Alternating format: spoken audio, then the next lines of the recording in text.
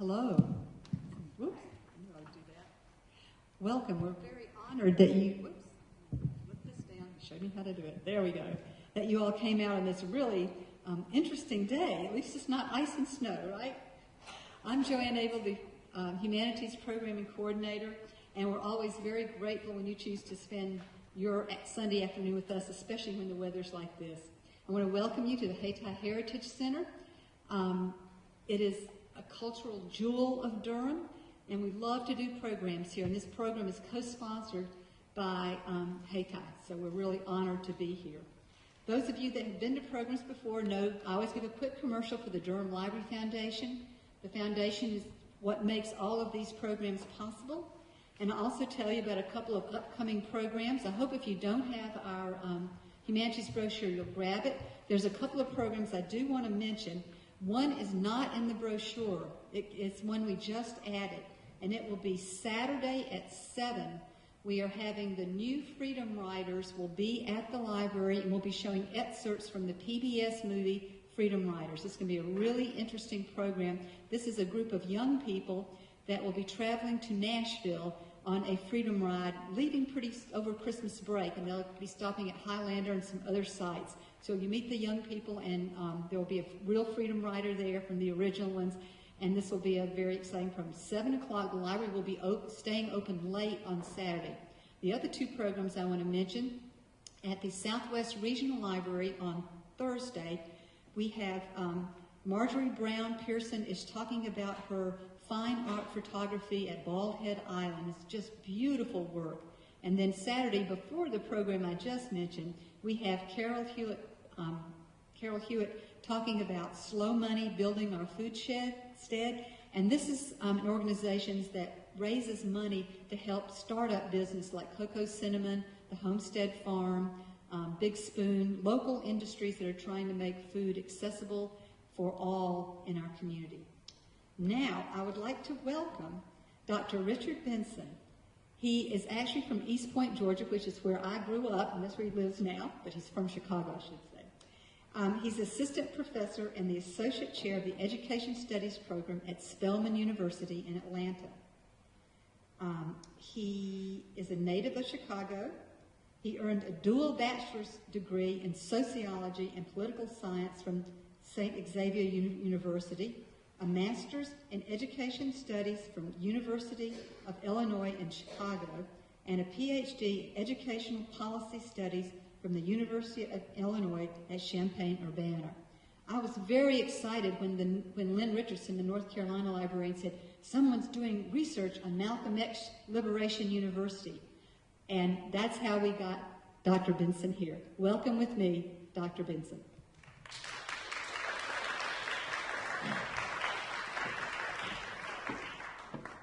Good afternoon. Well, first and foremost, I want to thank everybody for coming out because I was telling Ms. Abel, turn me down just a little bit. I was telling Ms. Abel that when I was checking the weather, because I was trying to figure out how should I dress.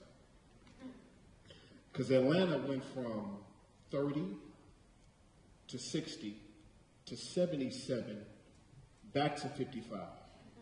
So I said, okay, can there please be some consistency when I get to Durham? So then I looked at the Weather Channel tracker, and it said 65, 50, 34. And tomorrow's supposed to be a little bit warmer, right? I think, give or take something. So I said, okay, well, I'll bring a spring jacket and I got a winter coat. So I figure I got everything covered. But I want to thank everybody for coming out because I'm not a fan of cold weather. I'm definitely not a fan of messy cold weather, which is one of the reasons why I moved south when I was writing my dissertation. So thank you for having me here in Durham. This work, Fighting for Our Place in the Sun, it begins, well, I'm going to go back. I thought it began when I was in grad school, but it didn't. And the reason I say that is because when I was about 6, on my mother's wall staircase heading to the upstairs bedrooms, there was a picture of Malcolm. He took it in Ghana in '64. So I would pass by this picture, and I'm like, is this a relative? does this person, I mean, did you used to date him in college? Who is this person? Because he's on the wall and he looks so serious. But this pensive look is something I was never able to get away from. So going up and down the steps as a very, very young boy, I would look at the pig. And it always seemed that he was looking back at me, and I would look over my shoulder and look back at him. So just, one day I'm like, Mom, who is this? She's okay, well, this is Malcolm X. This picture was taken at this time. And as a kid, I would think to myself, he's so serious. There's something to this guy. So I think the chase in terms of finding out about him as an individual began way before I had any interest in academia, period. When Miss Abel was reading my bio, you may not have saw me, but I was in the back, I was nodding my head like, whoever that is, they doing some stuff. And the reason I say that is because going through undergrad, the last thing that I thought about becoming was a college professor. That was the last thing. I'm actually a college dropout. First couple of years began at the University of Wisconsin on La Crosse, had a bit of a culture shock because I was not used to snow dropping in October. And I definitely was not used to Oktoberfest and the amount of beer and bratwurst that were made accessible. So at that time, I was not able to handle college and ended up going back to Chicago and did a couple of things that had nothing to do with academia, but everything to do with UPS and odd jobs.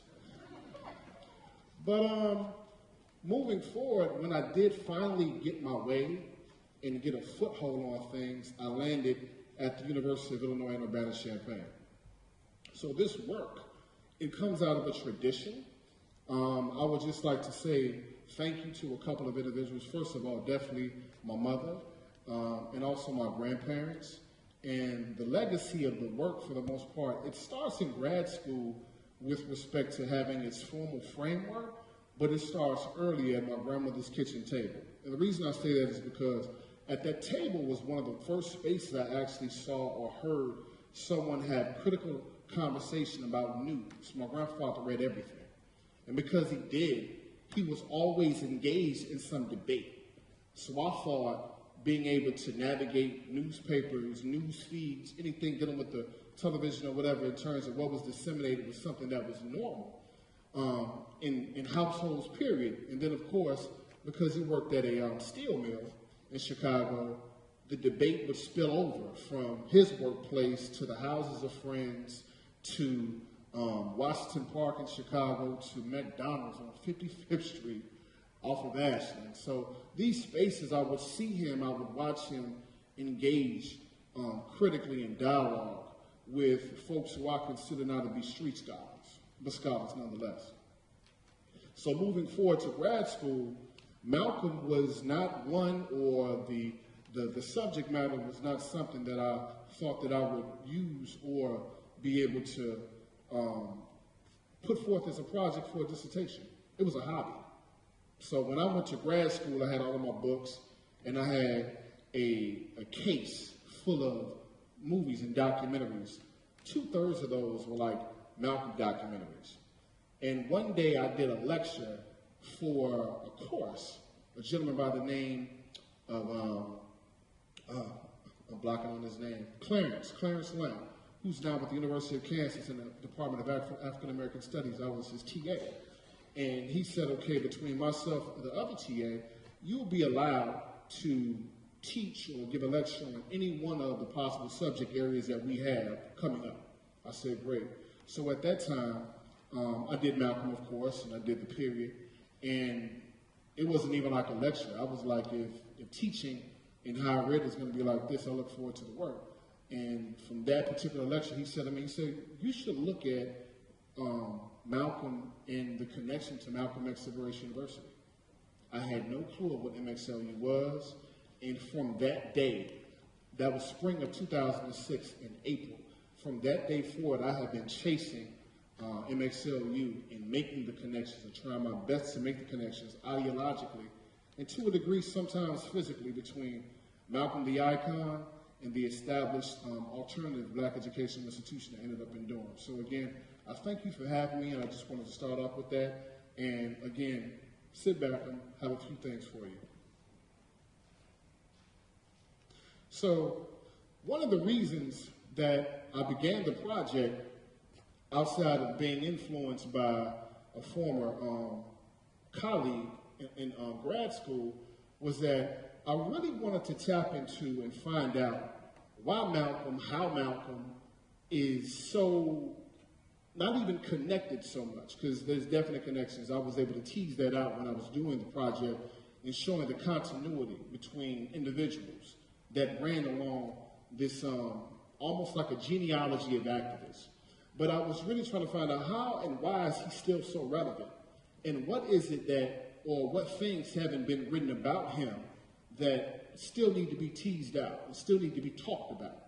Current controversy, I think many of you may be aware of, just with respect to the diary that Dr. Hakeem Adamudi was attempting to publish in Chicago, but has now been stalled because of a, I guess, disagreement, so to speak, between the remaining daughters of Malcolm, which, if I'm not mistaken, are about 5, and then the one daughter who chose to do the editing project for the diary. So we still have that, and of course, everyone's familiar with Manning Marable's book that he put out, and then the counter narrative or information that came out with Jared Ball in the edited volume for those individuals who found it necessary to, I guess, defend Malcolm's legacy.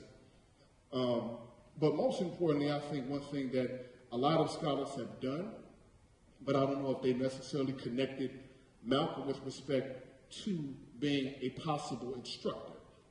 So I talk a lot in this book about the evolution of Black power and the Pan-Africanism, but I begin with Malcolm is not one who actually started this particular ripple effect, but one who exists within a greater genealogy of activism. I definitely touch a lot in this work on the critical connections between study and protest. So, for example, one thing that I always say, especially if you study just movement work, period, there is no movement without education. So every last organization, whether it was SNCC, whether it was RAM, whether it was the Northern Student Movement, whoever it was, they had a political or PE component that was always attached to organization. And in terms of being able to mobilize individuals, that was never separate. It was actually at the forefront. So many of you probably heard the saying that SNCC had, no investigation, no right to speak. So that said, none of these individuals by happenstance just came out in terms of being just charismatic individuals who were able to spew out information, without study. And I think Malcolm is a great testament to that. And then you'll be able to see other individuals who exist in the thread as well. As I was talking on the influence, right here is a pic. It may be a little hard to make out, but at Stokely Carmichael at a podium in 1971 in Texas, he's holding a copy of Malcolm Speaks in his hand as he's giving an address to the crowd. So what you see here is not only the intergenerational continuity of folks who were influenced by other individuals, but you see the continuation of the thread. And also I have up here two key individuals, Roland Freeman and Muhammad Ahmed, who was formerly known as Max Stanford. Roland Freeman later changed his name to Askia Touré. He's important because he was a propagandist for RAM, and Max Stanford was considered kind of like one of the ideological heads or founders of the organization as well. They worked in conjunction with SNCC. But SNCC, RAM, definitely the US organization, and you're definitely familiar with Kwanzaa, but many folks don't attach the festivities or the foundation of Kwanzaa to the organization itself, which was us, and which was established by Maulana Karenga, and also the principles of Qaeda. The Black Panther Party, many folks are definitely aware of their existence. One thing in the work that I talk about is the party not necessarily being established first in Oakland, but first in Alabama. And that's one of the most interesting things because this work takes me north, brings me back south, takes me back north, definitely west, definitely east. But one thing that I definitely really talk about within the book is Black power shifting back south.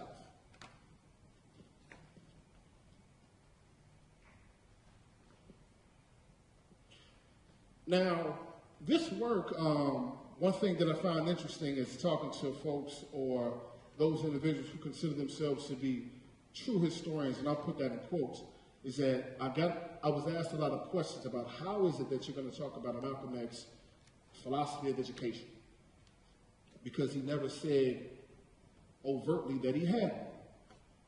And I said, well, I do have a hold of these things called LPs, long plays, a lot of documentary work, a lot of audio work, and also, most importantly, still had access to some individuals who were around at that particular time who I was able to get narratives and counter-narratives from about his work.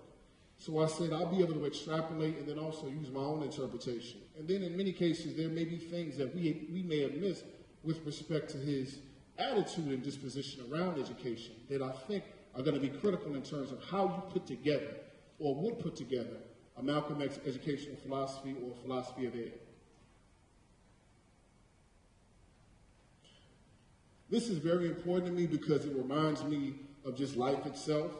You see the different stages from Malcolm as a young boy to Detroit Red to Malcolm right at the prison stage. But every time I look at this pic, I think of seasons. So humanity or human beings in seasons. And with each particular season changing, there's always an evolution. So stage one, Malcolm is school leader, definitely class president. I think of this as a critical point in his 7th grade year when he had his dreams crushed by Mr. Ostrovsky when he wanted to become a lawyer, and he was told that he should become a carpenter because nobody would hire him. And then stage two, becoming a street leader, hustler, and learns the art of code switching, which I think is valuable because as he grew into prominence, there's something I'm going to talk about critically with respect to him being able to gain appeal. Prison leader, intellectual scholar, he hones his debating skills and oratorical skills. Many people are aware just from the autobiography about the debates that took place in Norfolk Prison Colony. And they would debate MIT, they would debate Harvard, and win. And the funny thing that was I guess came to mind one of the first times I even read the autobiography was no matter where you are, if there's a thirst for information, it can't be impeded. It can't be blocked. And this was one of the first things that I thought about with respect to his 3rd stage. Stage 4, his national prominence is gained from the Nation of Islam, and he ascends to become national spokesman. And then right after this, the break in which he finds independence to establish the Muslim Mosque Incorporated and then the Organization of Afro-American Unity. So those 5 particular stages each are drawn upon in order for me to come along with or construct this Malcolm X philosophy of education, which I was able to use as a thread that leads me to Malcolm X Liberation University. Now the first chapter of my work, I try my best to give this historical analysis in which I pull from a myriad of sources.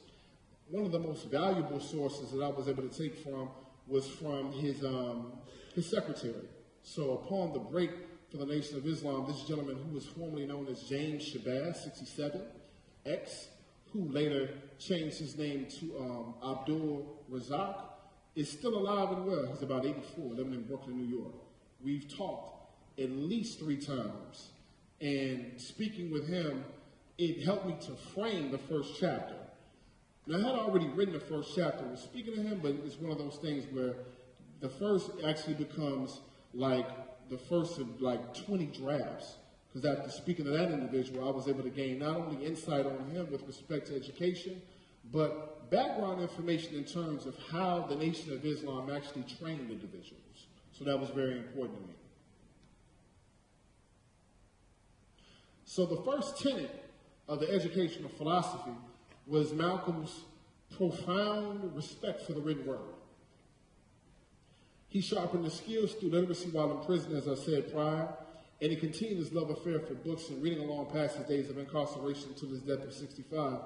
In Rodnell P. Collins' book, The Seventh Son, one of the portions that always sticks out to me is that Collins, who was Malcolm's nephew and son of Malcolm's half-sister Ella Collins, he talked in his work about how when they would go visit Malcolm at the Norfolk prison colony, they would sneak law books into for Malcolm, and they would actually sneak them in through his nephew's pants. So they never frisked his nephew because he was a little boy at that time. But Malcolm, he read everything that he can get his hands on, and that was actually affirmed when I had an opportunity to interview Brother Razak in Brooklyn. He said that Malcolm always had a newspaper. And in terms of being able to train or lead something that they had for the Nation of Islam called the Ministers Training Class, it was a requirement for those individuals who took the class to have so many periodicals. So the Peking Review definitely had the London Times, the New York Times, etc. Malcolm read everything. And this thing was always around cross-analysis and being able to look at a variety of perspectives in order to get at what he considered to be the truth.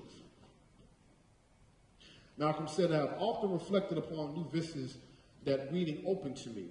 I knew that right there in prison that reading had changed forever the course of my life. As I see it today, the ability to read awoke inside me some long, dormant craving to be mentally alive. I certainly wasn't seeking any degree, the way a college confers a status symbol upon the students. My homemade education gave me, with every additional book that I read, a little bit more sensitivity to the deafness, dumbness, and blindness that was afflicting the black race in America. Not long ago, an English writer telephoned me from London, asking the questions, what's your alma mater? I told him, books. Now, this debate, I love it because one thing that you're able to see just by his response is, I think, two things definitely. One is a form of metacognition I probably had never seen before, just in terms of someone who's a leader. So he's always thinking about thinking.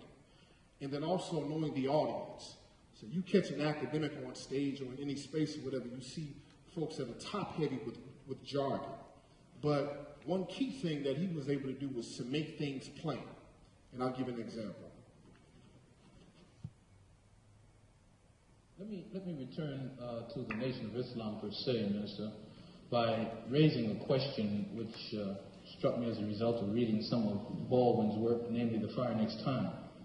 Baldwin pointed out that in Harlem for many years he had passed the street corners and the soapboxes and heard people speaking from these platforms who were known as black nationalists, and nobody was listening. And he said all of a sudden he realized that people were beginning to listen to the Muslim speakers on the street corners in Harlem. The message essentially was the same, but it was that now many people were listening to what this message was. And you pointed out that the Nation of Islam has been in the picture for about 33 years. What is it, in your judgment, that has caused this tremendous amount of support that the Nation of Islam has garnered in the Negro community in, say, the last 10 years? When you put a seed in the soil, it remains beneath the soil until the season changes. And when the season changes, that the seasonal change automatically brings about rather atmospheric conditions, bring about a seasonal change that makes that seed come up or crop grow in its appointed time. And all over this world today, God himself has brought about political changes, a political atmosphere, social atmosphere, economic atmosphere.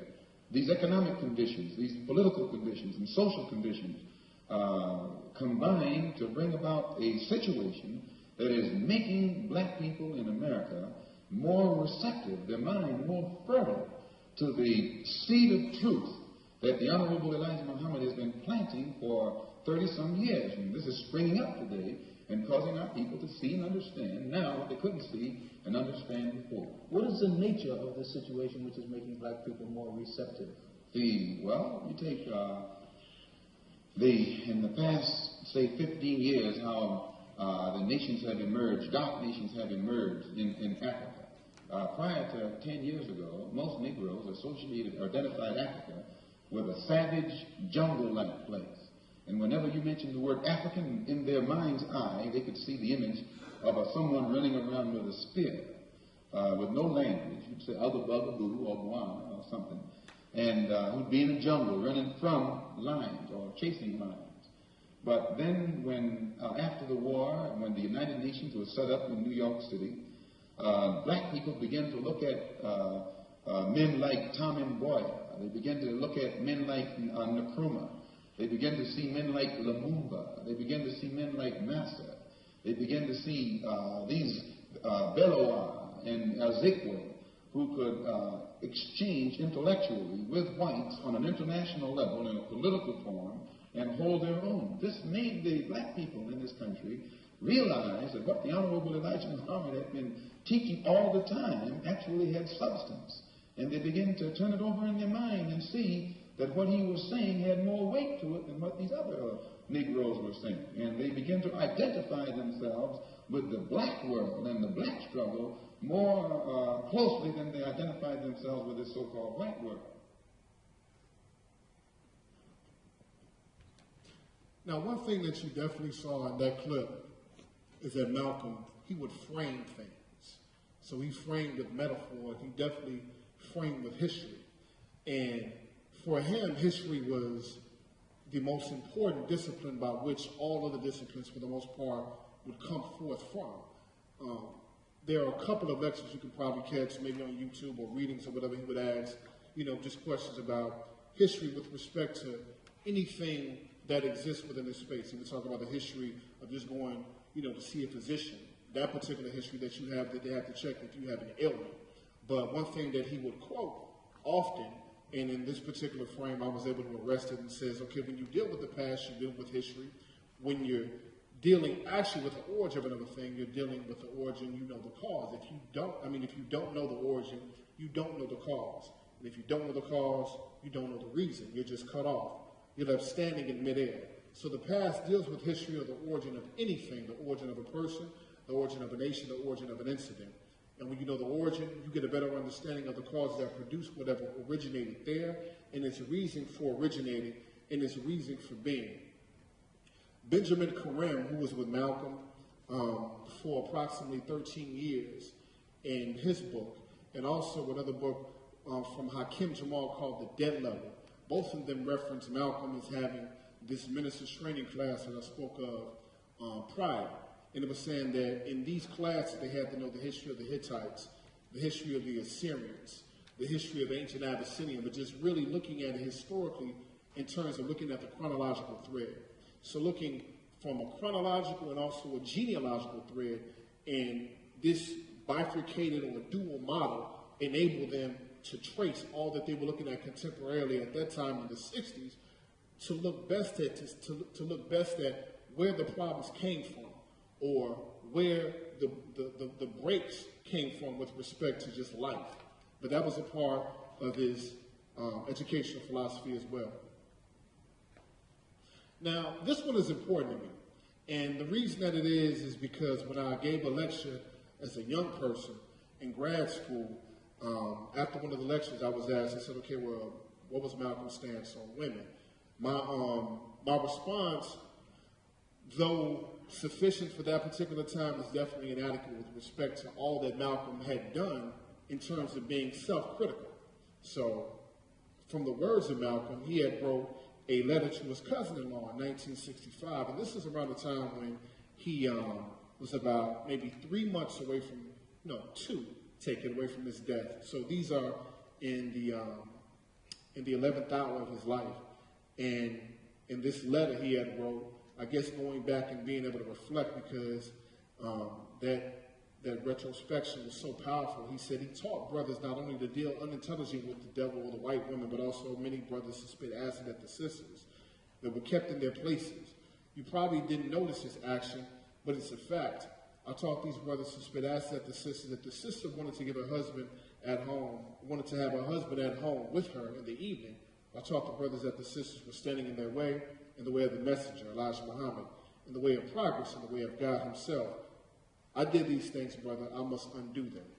And one thing that I found powerful was that he was able to say that these are the things I had done wrong. These are the things that I have taught wrong. And if I had the opportunity at the time, I would go back and unteach them or reteach them. In terms of his attitude with respect to voicing this in public forums when the SNCC Freedom Singers came north upon the invitation of the OAU, when Fannie Lou Hamer took the stage to be able to talk to the New York audience in Harlem. He said that many of the women who were in the movement were doing far more than the men who were in the movement, just with respect to on-the-ground activism and organizing. And also, he gave a speech when he was barred from Paris and blocking the country that he ended up in, but he spoke about in many of the African nations, you could actually see the advancement of how sophisticated they were just based on how the treatment of women took place within those spaces. So if that particular space was more advanced or had more progress socially, you could see the direct correlation to the women within those particular spaces to say, okay, well, there's definitely a linkage between the treatment of women in this space and also the advancement of this space politically as well. Mass appeal.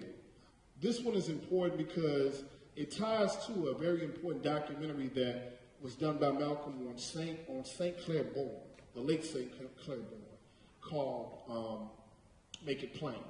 And Make It Plain was a code word that the ministers would use when bringing Malcolm forward because, you know, he would say, okay, well, you know, I don't want a lot of grand or grandiose introduction or a lot of superlatives or adjectives when it comes to being able to describe me when you bring me forward. You know, just bring me forward or essentially just make it plain. But it also spoke largely to his presentation style. And in his quote, he said, I knew that the ghetto people knew that I never left the ghetto in spirit, and I never left if tension was beyond normal in the ghetto audience. And I could speak and understand the ghetto's language. One of the most, I think, profound interviews that I got from Brother Razak in Brooklyn about a year and a half ago, he was speaking about Brother Benjamin Karim. He went to Philadelphia to give a lecture. And in Philadelphia, Brother Karim was speaking, and he was using rodents as an analogy to something that he was trying to teach. But it wasn't received well. But Karim had given a similar speech in New York just weeks earlier, and the reception was much greater. So when speaking to Malcolm, he said, well, what happened? I don't really understand. He said, well, Philadelphia audience is going to be a little bit more conservative, what you found up here in Harlem.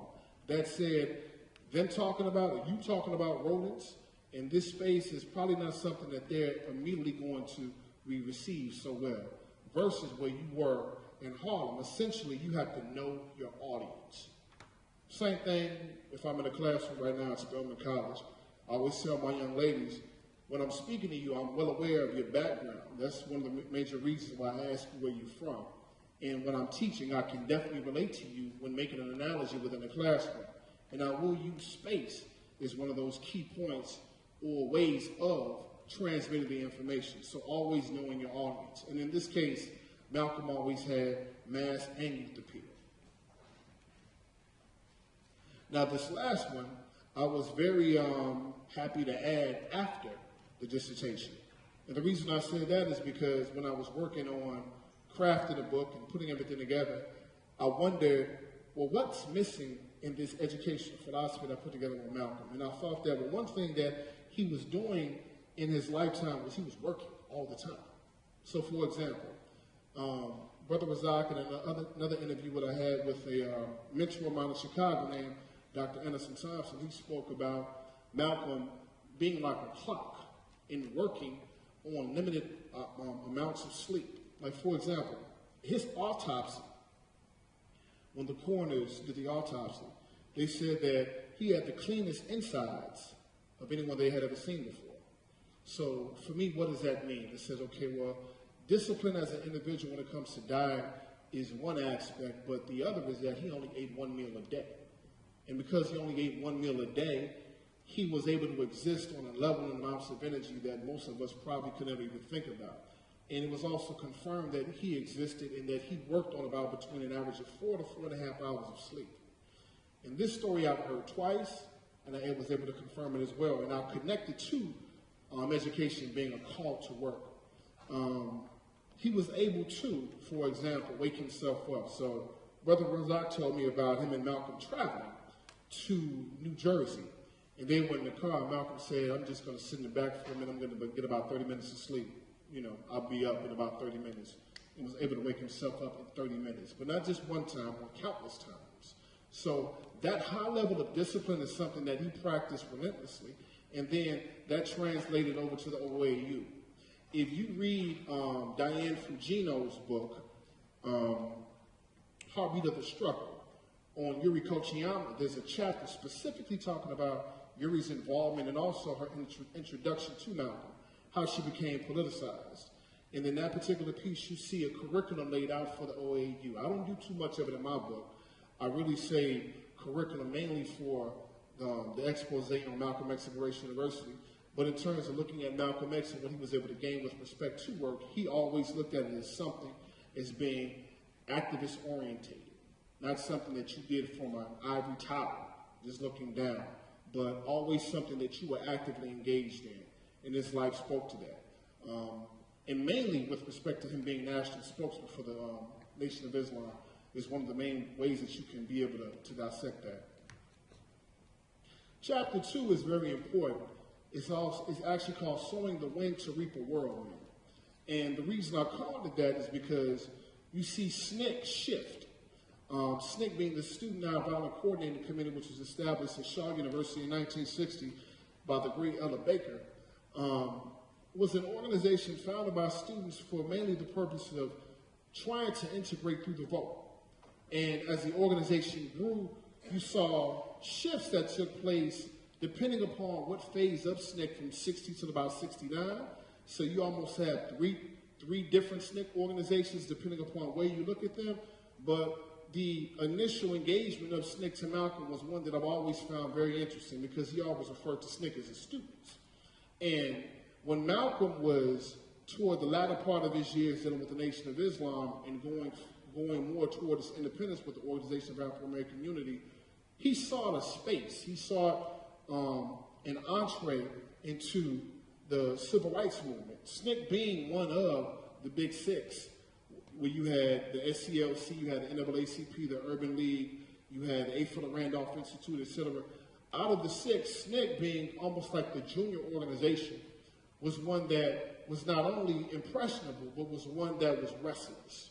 Because a lot of folks weren't even aware that there was tension at one point between SNCC and SCLC, and as SNCC's prominence grew, the tension was exacerbated more when you had the rise of Stokely Carmichael. Also have RAM and PASAWA. PASAWA was the Pan-African Student Organization of the Americas. Largely underwritten about a lot of research to be done on them, but they worked in conjunction with SNCC, they worked in conjunction with RAM, they worked in conjunction with the University of Chicago, and their role mainly was to bring an inquirist and a seculturist perspective domestically. And in working with SNCC, you see a lot, especially in documents I was able to find at the Library of Congress with respect to how ideology began to shift. And also in chapter 2, I do a lot with respect to the call for Black studies, so its origins and its legacy. The third one was one of my favorite chapters, and actually I wrote the third chapter last. And the reason that I wrote it last because there was so much to add between 1966 and about 1969. And the reason there was so much to add is because SNCC is a vanguard organization. They made shifts and breaks ideologically that I thought were unprecedented with respect to young people between the ages of about 22 and about 26. Now, the main split between SNCC and the SCLC, many folks think started on the Meredith March with the call for Black Power, but it starts earlier. A gentleman by the name of Fanon Che Wilkins, he wrote an article on SNCC. And the article mainly is talking about SNCC in Africa prior to Black Power. So their involvement, going over to the African continent, meeting with Sekou Touré, and then not only meeting, but also coming in contact with student activists on the continent was one of the main reasons that this ideological shift began to be spurred along toward radicalism. The trials of SNCC is something that's big. And the reason it's big is because in the work, I talked extensively about SNCC's funding being cut. And in their funding being cut, a lot of people aren't aware that two reasons were mainly the cause for them being ostracized. The first was the 1967 Six-Day War, where they critiqued Israel against the Palestinians. And then the second was the Vietnam War. You may hear on countless interviews, Stokely Carmichael, later Kwame Ture talk extensively about SNCC giving the movement, and actually nationally with respect to movement organizing, one thing definitely, and that was hell no, we won't go, in terms of the anti-draft order. But the other part that's also very sensitive was the question and issue of white involvement within the organization, because folks think that folks were purged right at 66, but white involvement existed in SNCC up until about 68, until people were almost just asked to leave, because by 68, when Rap Brown comes in, you really have a straight nationalist organization.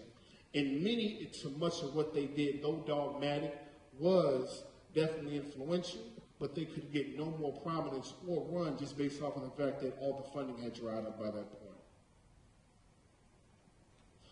4 is important because now we get MXLU. And for me, I think the foundations of this chapter start with not only me just snooping around the net, looking at archives, doing a bit of a scavenger hunt, just trying to see what I could come up with respect to Malcolm X and Racial University, but I think it really starts with my interview that I was able to have with Dr. Howard Fuller back in 2007. Went to Milwaukee, drove up one summer, and met with him for a couple of hours. Well, admit it was a bit dry, just being honest. I thought it was scripted until I put down my interview schedule of questions. I said, Doc, help me out. You've heard Malcolm speak before, right? He said, yeah.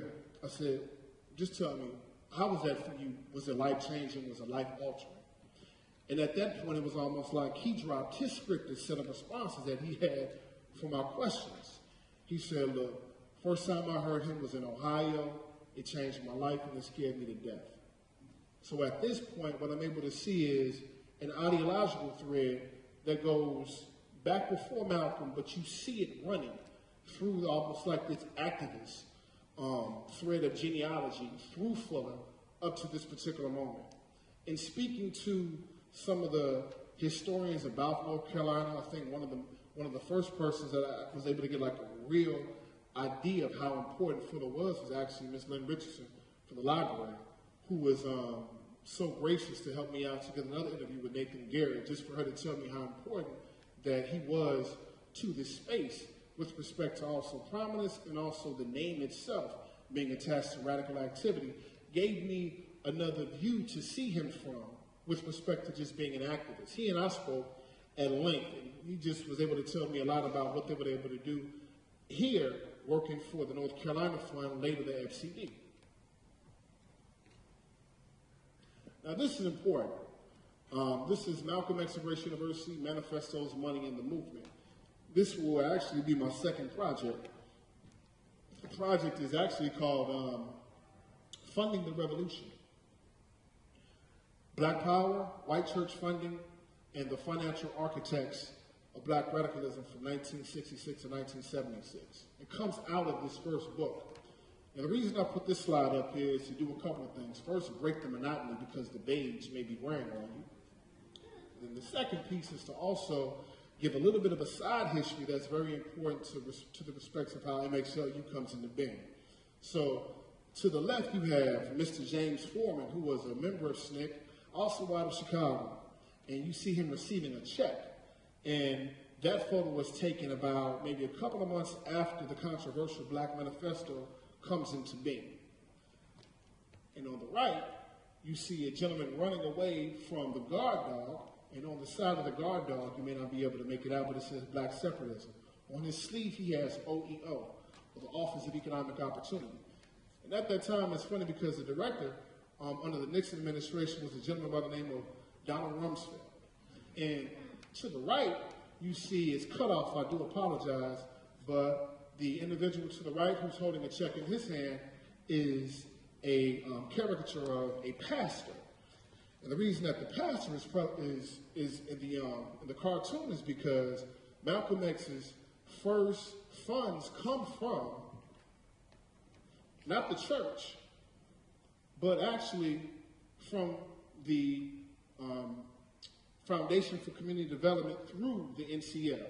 So really it's almost like MXLU's first funding line was a portion of Ford Foundation money. And then the second, which caused much controversy down here, was through the Presbyterian Church for the GSPC, or the General Special Programs Convention, that sought to fund community programs as an anti-poverty program. So the second check over here is one that they did receive. But so much controversy came because of Howard Fuller initially working for the Foundation for Community Development that some money was cut off. And that's what that represents. But this is extremely important going forward with respect to the legacy of almost, I would say, Black Power, which later became We Are an African People, or the Pan-Africanist movement, from about 69 till about 1975. Up here I have another clip where you see Dr. Fuller in his youth sitting with James Lee, and it talks about he's leaving the FCD to establish Malcolm X Liberation University. But one of the important things that I discuss in my book is that without the work of Nathan Garrett, without the aid of Nathan Garrett, without FCD as a platform, he would not have been able to do this so easily. And the reason is because the FCD does grant MXLU one of their first funding sources, but in addition to giving one of the first funding sources, some of the first classes were also held in the building of the FCD. I spoke with Mr. Garrett extensively and his wife, and they said that many of the students who were protesting and a part of the movement were being kicked out or being put on probation and everything else, and because they were doing these things, they were well aware that the parents were upset because they were not in school, so they continue to have classes. So MXLU actually starts within the offices of the FCD.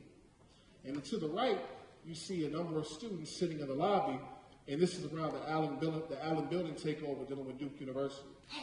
So they're sitting in an administrative building protesting, trying to get their 13-point program demands met. And here you see the establishment of the university on one of its opening sessions, and you see Howard Fuller to the right, and you see Mr. Chuck Hopkins to the left. Mr. Hopkins is important because he was the president of the Afro-American Society at Duke University, through which Howard Fuller was able to work with and, in a sense, become a mentor.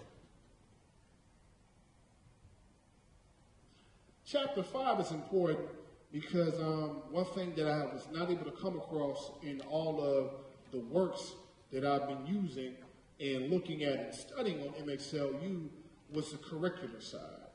I do think Dr. Abdullah Kalimat, who back in the latter part of the 60s and the early 70s was the head of ideological leader for the most part of something called the People's College, formerly known as Jerry McWhorter. He was able to grant me a lot of private data, a lot of personal information and archival info on MXLU, and the curriculum is broken down. Also, two other main repositories that were instrumental in this coming to fruition in Chapter 5 are definitely Cleveland Sellers Repository at the College of Charleston at the Avery, and then also the Schomburg. And the Schomburg's papers are probably one of the most extensive when it comes to Malcolm X Liberation University. And that reason is because those files were found in an archival collection called IFCO, or the Interreligious Foundation for Community Organizations, which was an org that began in the mid-60s for the purposes of, guess what? Disseminating funds to many community organizations. IFCO came under threat from the FBI from the late 60s, mainly because they were seen as almost like the sponsoring apparatus for Black radicalism. And that is mainly with the second book that I'm going to be working on. It's going to be talking about with an examination of them and also the National Council of Black Churchmen. But in terms of the curriculum, I was able to gather many papers from their archival collection to be able to put together Chapter 5. And course structure was something that I found interesting. So I have everything from the schedules to everything that was taught for approximately 4 years for the organization. Chapter 6 is important because SOBU, or the Student Organization for Black Unity, that was started by Nelson Johnson, it showed me one thing definitely, that you could have a vanguard student organization working in relationship with an institution. So the institution's members between students at MXLU and those who belong to SOBU, they were very, very concentric. Folks oscillated between both spaces easily, and they worked in conjunction mainly. So you will see a lot in the SOBU newsletter, which later became the African World. A lot of the activities that took place between MXLU and SOBU would actually be hosted at MXLU, Malcolm X Rich University, and then the opposite as well. Chapter 7 is important because I was telling Ms. Abel earlier that African Liberation Day was something that began with Owusu Sadoki, who is Howard Fuller, but changed his name and then changed his name back. But it began with Howard Fuller with his travels in Mozambique. So while in Mozambique, dealing with Frelimo, part of the freedom fighting that was taking place when they were fighting against the Portuguese colonization and imperialism, he asked on many occasions, what can black people do domestically to support liberation struggles all over the continent? And one of the things that they said was have a mass demonstration. And in the spirit of the OAU, African Liberation Day was done. Being 50 years old, starting initially with Nkrumah, the legacy continued and was almost revitalized with Fuller in 1972. And this is one of the main reasons I said that you see a total shift, almost the center and the spirit of Black Power moving south, really here to North Carolina between Durham and Greensboro. And then also in Chapter 7, you see the decline of MXLU. But one thing that I would like to give you today is a brief clip that I had to truncate because initially the documentary is 38 minutes long. And Dr. Fuller was so gracious to give me the documentary about approximately 6 years ago. But I did have to do a lot of begging and pleading and trading off before I was able to get it. So we're going to watch a little bit of the clip so you can see ALD, or African Liberation Day, as it came into existence in 1972. You go ahead and play it.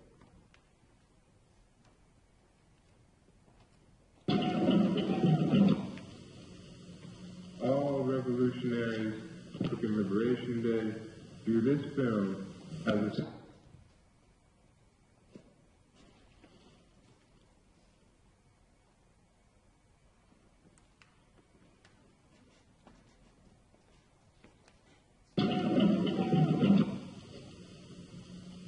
revolutionaries African Liberation Day view this film as a clear demonstration of our undying love for our brothers and sisters who daily wage an armed struggle for national liberation against the forces of racism and capitalism.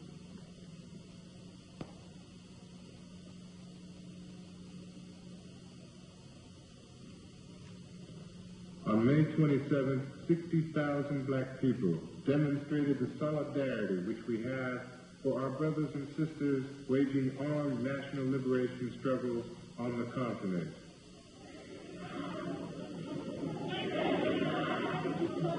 This massive demonstration of African solidarity proved to be the largest of its kind since those organized by the Universal Negro Improvement Association in the 1920s. Back in the 1920s, Marcus Garvey, the president of the Universal Negro Improvement Association, organized a mass-based Pan-African movement that called for the liberation and unification of the African continent.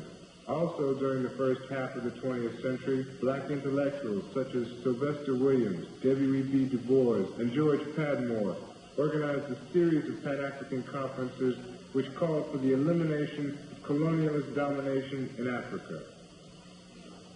In the 1950s and 60s, Africans in the U.S.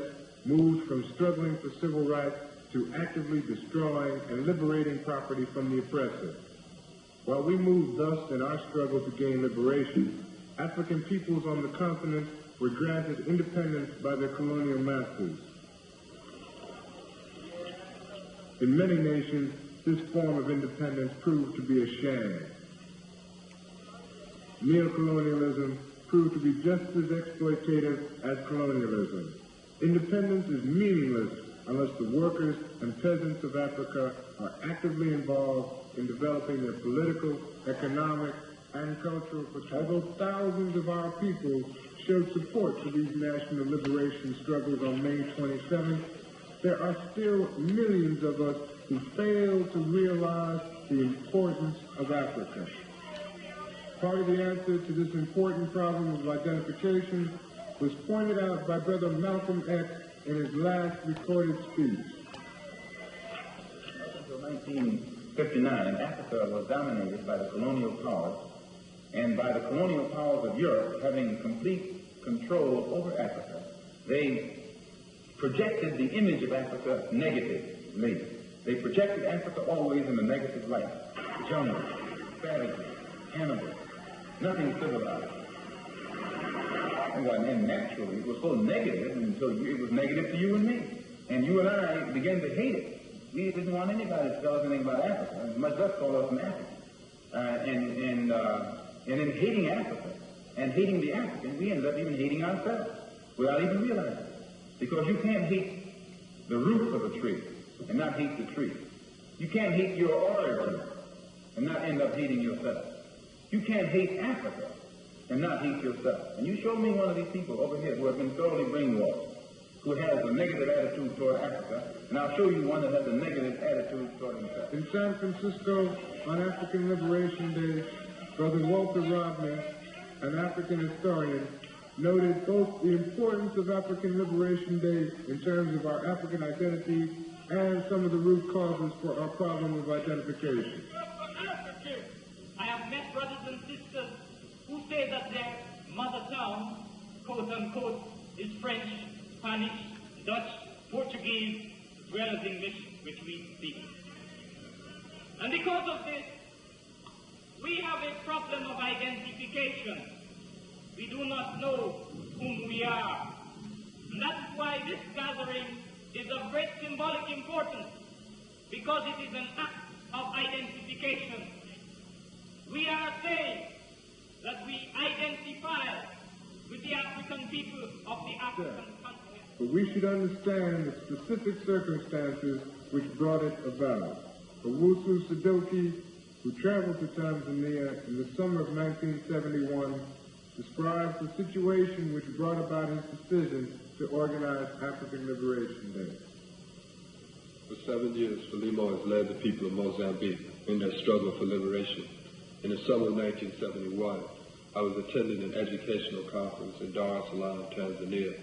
After the conference, I was invited by the African Liberation Movement in Mozambique, Frelimo, to visit one of the liberated areas.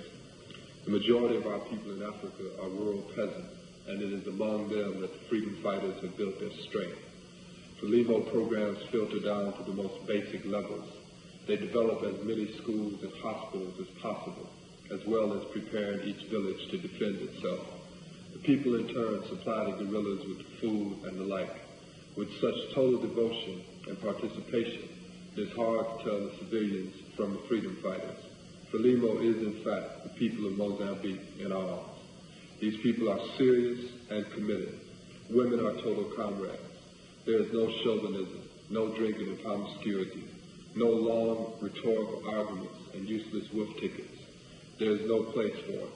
They have engaged 80,000 Portuguese troops with unshakable courage and vowed to make good their slogan that Mozambique will be free. Greatly impressed with the activities of these brothers and sisters, I asked them what black people in the United States could do to demonstrate our support. They talked of material support and also engaging in political acts inside the United States to show solidarity with their struggle, explaining that an international support front is essential to their struggle. Liberation movements will be isolated and destroyed if we do not develop a continual interest and a support base of African people wherever we may be. it occurred to me that a massive demonstration could be the beginning of these political acts, as a demonstration could serve both the purpose of educating our people about the struggle and providing material and moral assistance to those engaged in the armed struggle. May 27th was chosen as the date so that it would fall on the Saturday after May 25th, the date initially selected for African Solidarity Day celebration in Africa and throughout the world by the OAU in their initial meeting in Addis Ababa in 1963. Black people gathered in Malcolm X Park from all over the United States. Buses arrived from the South, North, and Midwest.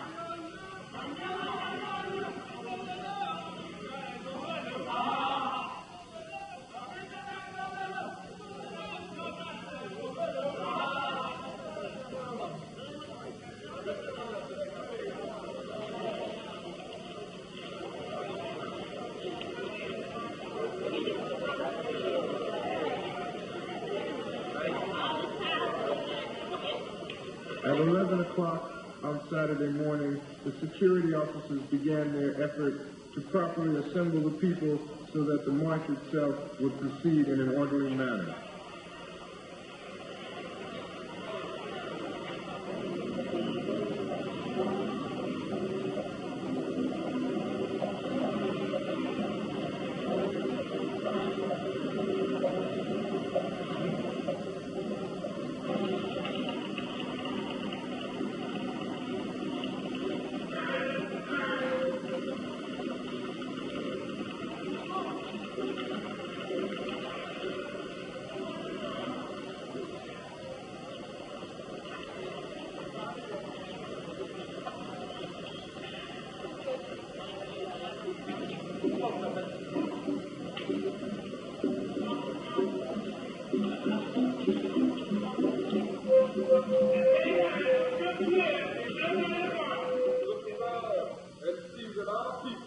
Our people are here to tell the world that everything is going to be everything one day for the black man. But let us be clear, brothers and sisters, the road ahead will be difficult. We will not be free simply because one day we came to Washington, D.C. This demonstration must be understood for what it is. One small chapter. One more thing that is going to heighten the level of our struggle. We are here today, brothers and sisters, to show our support and solidarity for our people who are engaged in armed struggle against our enemies in Southern Africa. We are here today to give witness to that struggle, to emphasize the legitimacy of that struggle. We are here to say to those brothers and sisters, press on. We are here to say to the white ruling class of this country and to the world that the niggers ain't niggers anymore. We are here to say that we will no longer will we engage in discussions about violence and nonviolence. We are here to say that there is only one relevant discussion for the black man in this world, and that is the discussion about our complete liberation. So that as we move to end this day, it must be understood by all of us that this effort is just the beginning. We must see that the torch of struggle is now in our hands. We must see that our struggle must be fought with everything at our disposal. But in all cases, it must be fought collectively.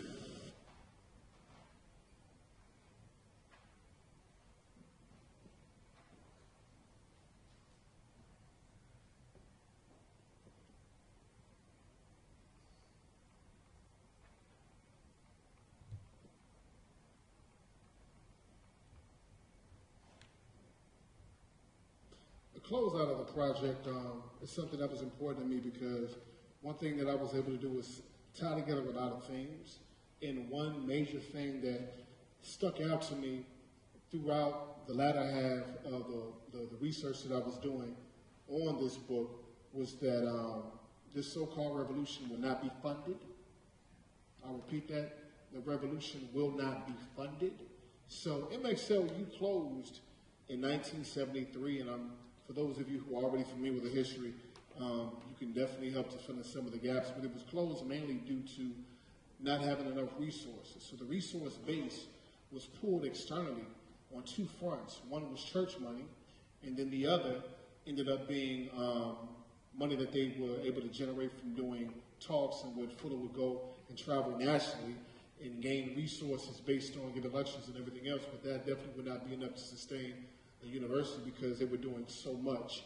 And in terms of the connectedness that they had with the community, being able to sustain this type of growth and pace over time would take a lot more than what they were doing. And to depend on the funding that they had initially, it was almost doomed to fail.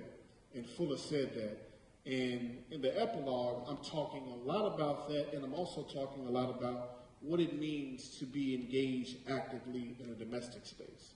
So a lot of the movement looked toward the continent for the purposes of liberation, but he says, and a lot of other folks said that though they, may have been wearing dashikis, though that they may have been doing a lot symbolically, there was a lot that was neglected with respect to the grassroots organizing that got them to where they were initially to establish the institution.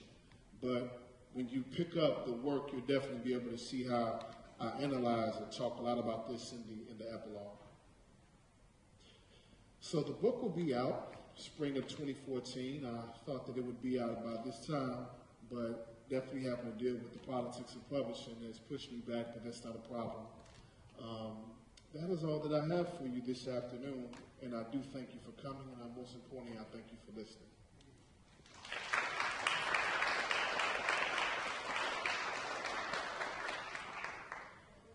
Can they tell me what time it is? I want. 4:11. Okay, we can do about 20 minutes of questions, and I do want to say, I meant to mention this, we have brochures. These are the order forms, so if you want to get this book, I know you do, please pick up an order form, and we have poster flyers about the book, so take those if you know anybody else would want it. Please come up here. If you are recording, this program will be on the Durham Community channel, and it will be also on the library's YouTube, so please come here so we can get your question.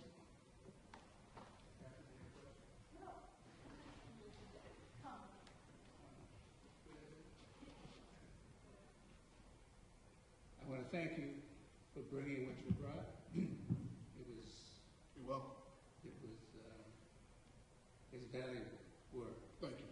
I applaud it, and I wish you luck with the book and everything that will transpire from it. Thank you. But certain things came about.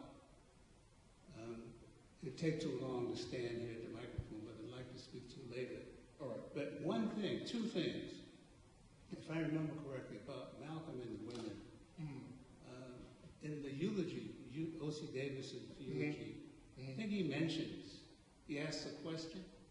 Did you ever see Malcolm? Did you ever speak with Malcolm? Did you ever see Malcolm with children? And I think in the eulogy he said, have you ever seen Malcolm with a sister? I just bring that so everybody can hear that. So if they read the eulogy again and they have your book. The second thing, important with Malcolm and the women, is his defense of the sisters in Boston. I'm from Boston, and I was there at the time. His defense of the sisters who had been abused by the leader himself. And that forcing him to make a stand, to defend the sisters, is a very critical moment in this history that you're writing. Yeah, very much so. Now, there are several other instances that I'd like to share with you, but not on the microphone. I couldn't agree more. I'm actually working on an article. It's called I Am We, I Am She. The mentors, allies, and women influences in the life of Malcolm X. And three that I can think of that are critical, of course, first is his mother. His half-sister, Ella Baker, who is really instrumental in terms of him becoming politicized, in addition to his family. But then also, definitely, Shirley Graham Du Bois. But there's a long line. Go ahead. I do have a question. Yes, sir. The portrait or the picture that you saw on your way up and down the stairs. Yeah. Did you have it posted? No, I didn't. Actually, the portrait, you've probably seen it before, he has on a turquoise, greenish looking dashiki, and under it he has a white shirt with a tie on. Okay. And he's sitting what looks like to be at an office seat. Okay. Yeah. Another thing I'd like to add is the photograph that was taken of Malcolm, seated humbly in a dashiki, in the presence of W.E.B. Du Bois. If anybody has ever seen that portrait, I think you need to use that in your book. Okay. Because that in itself supports the educational aspect of the whole. To be with one of the greatest scholars of our time. Oh, the 20th and a scholar whom Malcolm quoted constantly. Yeah. To see them both together, and he's sitting there as sweet and as humble as he was, at the foot of this man, I think is a very important visual document to support your paper. Okay. To support your paper. Thank you so much. Hi, thank you. I just wondered, how long was the school open for? 4 years. Okay. And where was it in Durham?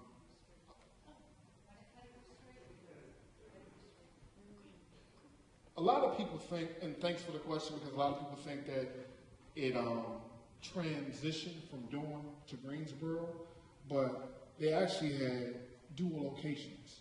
So the headquarters moved to Greensboro in about 1970, latter part of 1970, early part of 1971, but they still had in Greensboro a child care center. So they had a child care center still here in Durham, in addition to moving the headquarters to Greensboro. But the start of it is here in Durham. Thank you. You're welcome.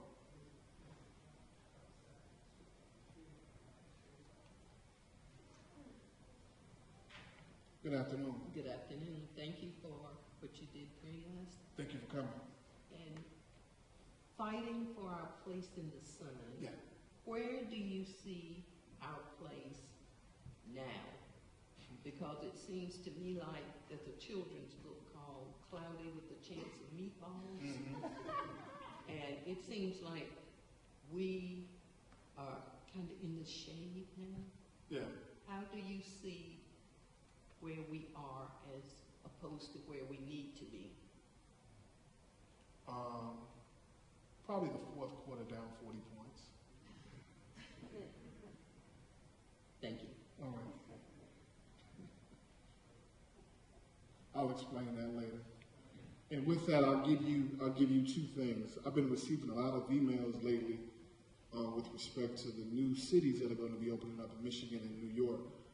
So I guess the Chinese government has found a lot of value, but even in not only finding value in real estate domestically, they're going to continue culturally certain aspects of nationalism which are germane to their indigenous space and bringing it here for the purpose of Chinese citizens who are here. So essentially, I don't think there's enough of an emphasis on what we hold true with respect to our cultural origins. And there needs to be a reclamation. So that's why I said 40 points down in the fourth quarter.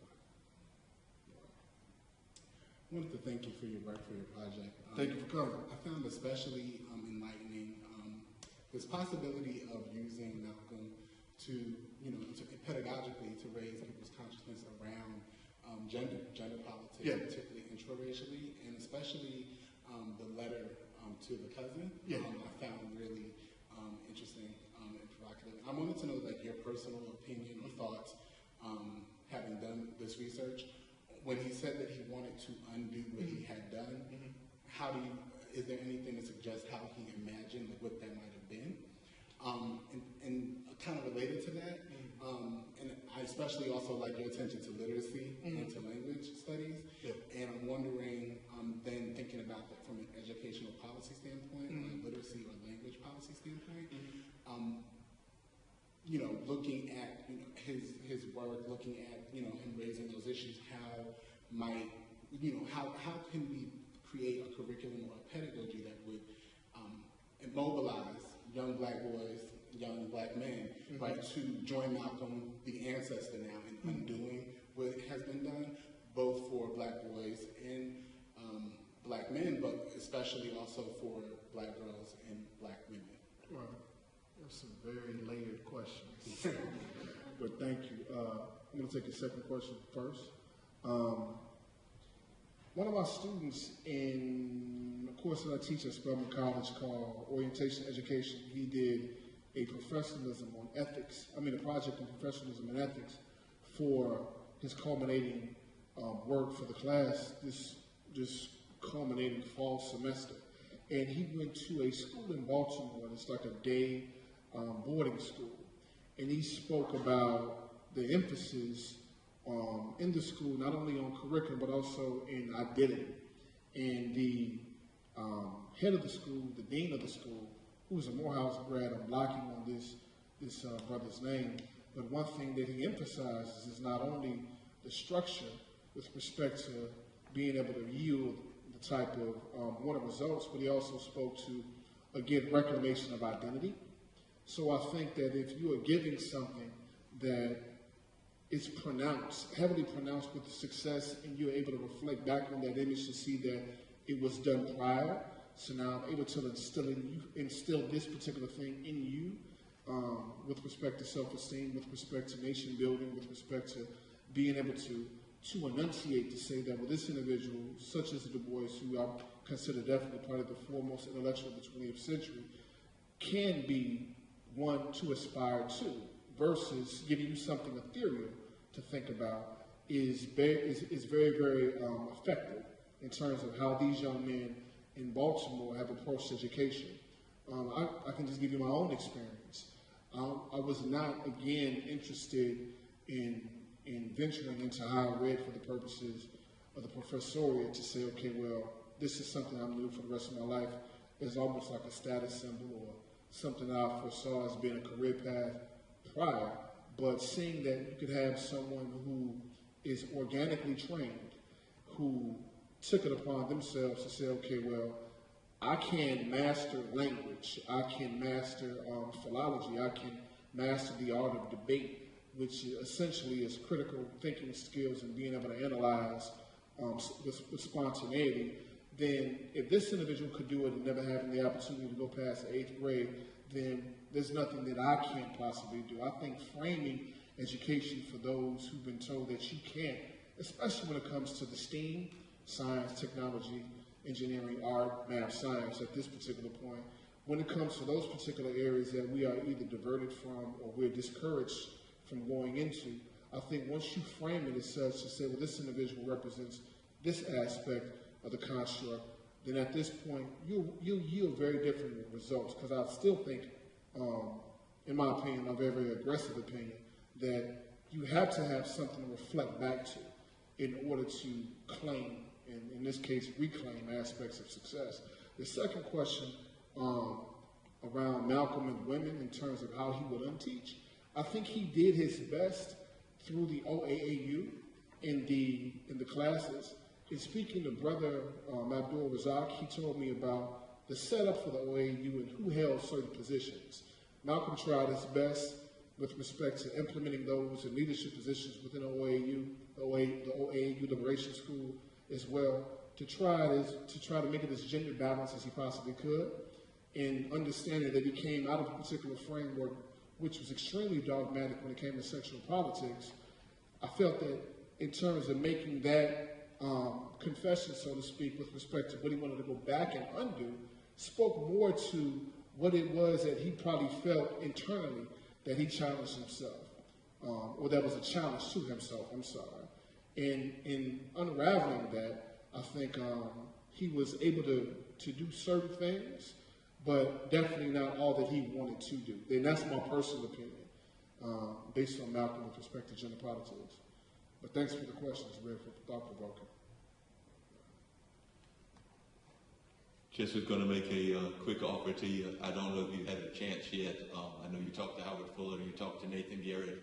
Actually, my dad is James Sumnerly, and I believe he was mistaken as James Ellie on that. Right, he was the predecessor to Howard Fuller, and he's still very much active in the community here in the area. He's actually got an art gallery in the downtown Durham area. I would love to talk to him. Okay, I'm in the final. I mean, things are in press. If I could sneak something in with a brief interview, I would definitely love to talk to him. And thank you for offering that. Yes, I really appreciate it. I would definitely reach out to him and make that available to you, because I was actually one of the kids. I'm 51 now, but I was actually one of the kids of the Malcolm X University, both here in Durham and in Greensboro. Exactly. So you were part of the Child Center. Yes, I was part of the whole child movement. Oh, child movement. Yeah. Okay. Dad actually has a poem that I sometimes jokingly tell people about, because I've grown up in the civil rights struggle and kind of evolved as everybody else did, but not to offend anybody in the room, but I actually have a Kill Whitey poem that I wrote as a student of the Malcolm X Liberation University that I think Dad still has a copy of in his file cabinet somewhere. Wow. Thank you for offering.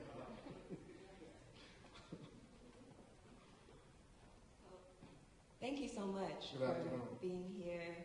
Thank you especially for your everyday practice of holding space for emerging Black women educators, which I believe is sacred work. Extremely.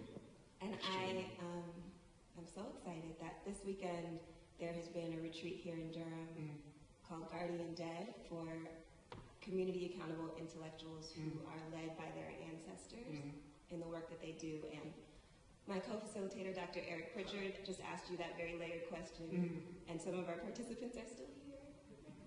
Our participants. And we were really excited to hear from you and your research, from elders who are in the space, especially from you, about what an actual day or week at Malcolm X Liberation University was like. Because we're thinking about teaching radically. We're thinking about the institutions that we create now, and we would love to be inspired by getting some of that feeling of what it was actually like to be a participant or an educator in that space. My chapter 5, I lay out the entire curriculum. I lay out the schedules from about 8 a.m. to 7 p.m. You have everything from the key Swahili courses that were taught to the nation building courses that were taught. You have everything, including a truncated version of the child curriculum is in there. You have the engineering program that they had. You had the agricultural program that they had, because they actually had a repair shop which did radios and things of that nature. And then they also had a connection with a couple of farmers because they sold eggs. So the curriculum ran the gamut, and everything is in chapter 5. And then also you can see how they worked in conjunction with SOBO. One of the most important things that they had was the Pan-African Skills Project. And that project, it was domestic and international. So they sent workers and students to Tanzania in addition to Mozambique for the purposes of what we would consider now almost like almost missionary work, but it was definitely for nation building. But it was done internationally, it was also done domestically as well, because they saw through the curriculum building that not only would they need it on the continent, but definitely needed it in the poor rural spaces for the legacy of those who were just coming up out of sharecropping. So everything is in my chapter 5. It's laid out, and I think it'll be very valuable because you get to see everything that they implemented, everything that was taught in all of the schedules as well. As a matter of fact, I was joking earlier with Ms. Abel as we came in that when I got to speak to Nathan Garrett, when we did our interview at the top of this year, he told me that the physical education component for Malcolm X Liberation University, actually a portion of it took place at the home of the Garretts. So they had a pool. So they would be out in the back of the pool, swimming, learning PE and everything else. So everything is laid out there, and you get to see the schedule as well from Monday through Sunday. Yeah.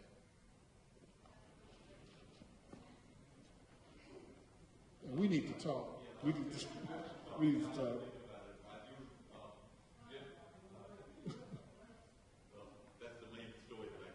Okay. Remember off the top of my head, but just to let you know the connection, because I can actually relate when you first came to speaking about that culture shock of lacrosse. Yeah. I actually went to school in Marquette, where Howard Fuller was, and the reason I went there is because of that whole civil rights connection that my parents had to Howard. So UNC did not accept me. My grades weren't all that great in high school.